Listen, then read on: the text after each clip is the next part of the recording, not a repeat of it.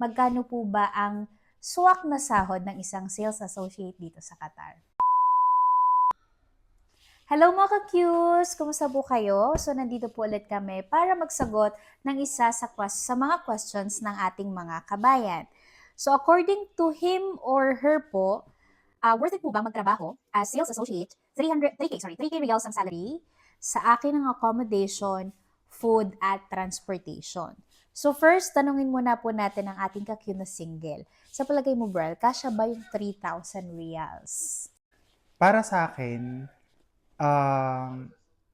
kasya siya kung yun nga, single ka, and then hindi ka obligadong kumbaga ay magsuporta sa Sa family. sa kamag-anak mo sa Pilipinas. Kung Mm. nanay or tatay mo lang yung susuportahan mo, kaya naman. Mhm. Ano. And then, Walang nakalagay.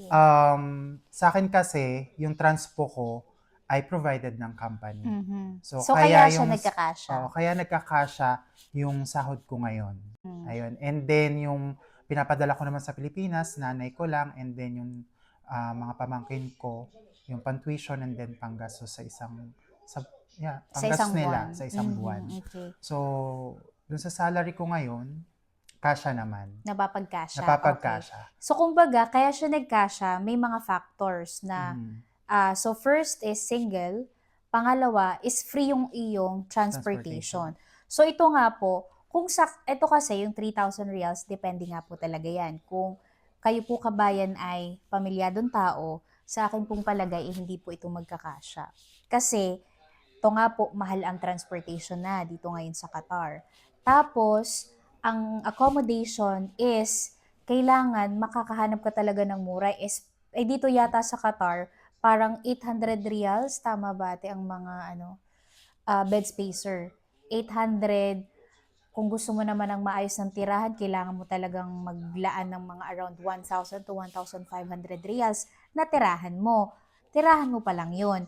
Another thing po is, itry mo pong i-compare itong offer na to sa'yo dyan sa sweldo mo sa Pinas. Doon nyo po malalaman kung worth it ba talaga yung 3,000 reals na sahod. Kasi marami po kayong dapat isa lang alang. Kung napunod nyo po yung previous video namin na yung 500 reals na budget mo for a month, ito po ay for your personal necessities lang. And then, yung kumbaga load mo po a month. Dito kasi nabanggit mo na accommodation sa'yo, food sa'yo, transportation sa'yo, kaya po sa palagay ko, hindi po siya magkakasya. So, ang suggestion po namin is, anong suggestion mo?